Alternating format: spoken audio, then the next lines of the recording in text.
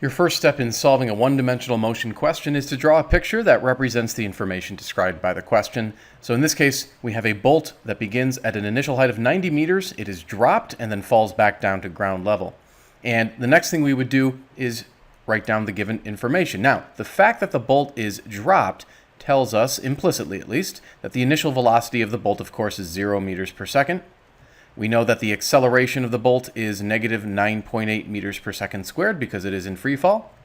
The initial y-coordinate is 90 meters as shown in the diagram, and then the final y-coordinate is 0 meters.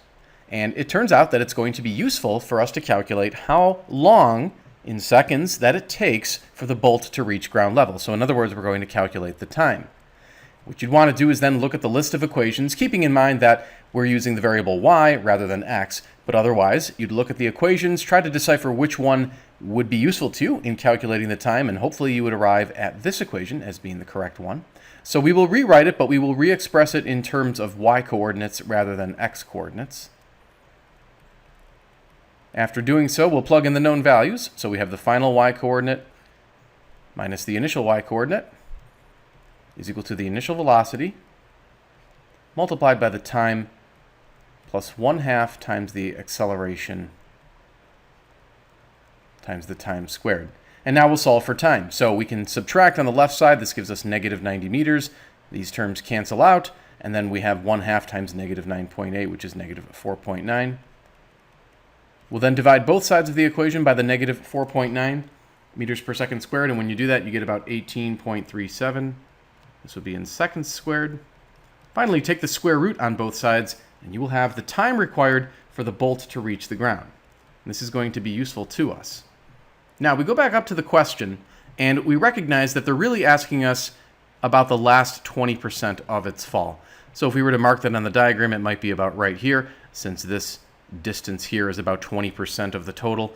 And what we want to do is actually find that little coordinate right there, that little y-coordinate. And the easiest way to do that is to take 20% of the 90 meters. Remember, 90 meters is the entire displacement down to ground level, so we can take 20% of that, and that's going to give us this y-coordinate right here. Now, of course, 20% of 90 is 18, so we can mark this as 18 meters.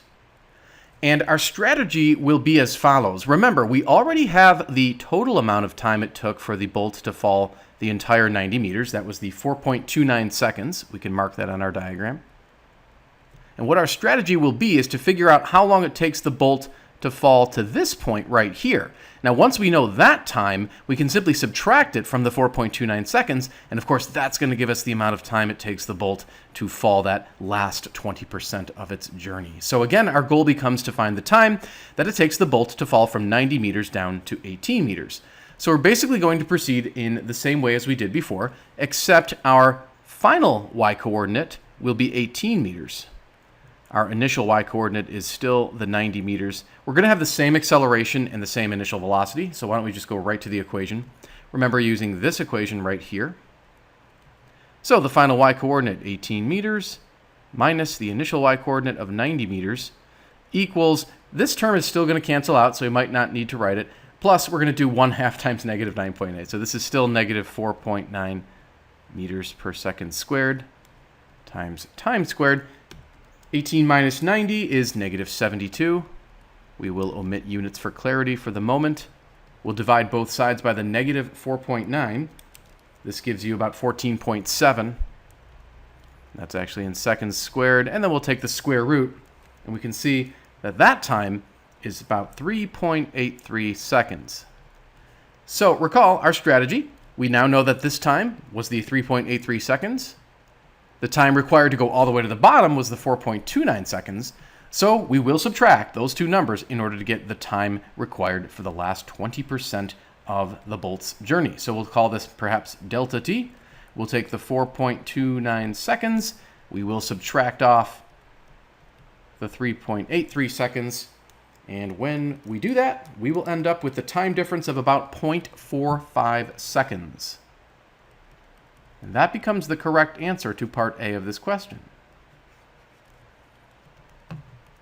Let's head up on to part B, which asks for the speed of the bolt when it begins that last 20%. Now we may wish to kind of clean this diagram up just a little bit. And we're going to be looking for the speed once it reaches that height of 18 meters. And this should be relatively straightforward. Let's mark this as part B, because again, we know the initial velocity is 0 meters per second. We now know the time that it took to fall down to that 18-meter height. That was the 3.83 seconds. And we know the acceleration. It's still negative 9.8 meters per second squared. So if we use this first equation from kinematics, we can easily calculate the final velocity, which will be converted into a final speed very simply. So we'll write that equation down, and then we'll begin to plug in the known values. This is going to be 0 here. This will be, we're adding a negative 9.8, so of course that's minus 9.8 meters per second squared, and then multiplied by the time of 3.83 seconds. So we'll multiply these out, and when we do so, we can see that the final velocity is about negative 38 meters per second. But again, the question wants speed. So to convert the velocity into speed, you just take the absolute value of it. And the absolute value of negative 38 meters per second is positive 38 meters per second. So that would be the correct answer to part B. Finally, on part C, it wants us to figure out the speed when it reaches the valley beneath the bridge. Well, that's going to be easy just as part B was, because we know the total time for the bolt to reach that lower position. It was 4.29 seconds. So we're going to repeat this calculation that we did in part B, but the only thing we have to change is the time. Now I'm trying to wipe these equations out of here, but it's not letting me. So we'll just come down below. For part C, same initial velocity of 0, acceleration is the same. And then the time that we will be using was that 4.29 seconds. So final velocity equals the initial plus the acceleration times the time. We will omit the units for clarity. We can go ahead and process this calculation. And when we do this, we get about negative 42 meters per second as the velocity required when it reaches the bottom level. And then the speed is just the absolute value. So that's going to be positive 42 meters per second, and the correct answer to part C.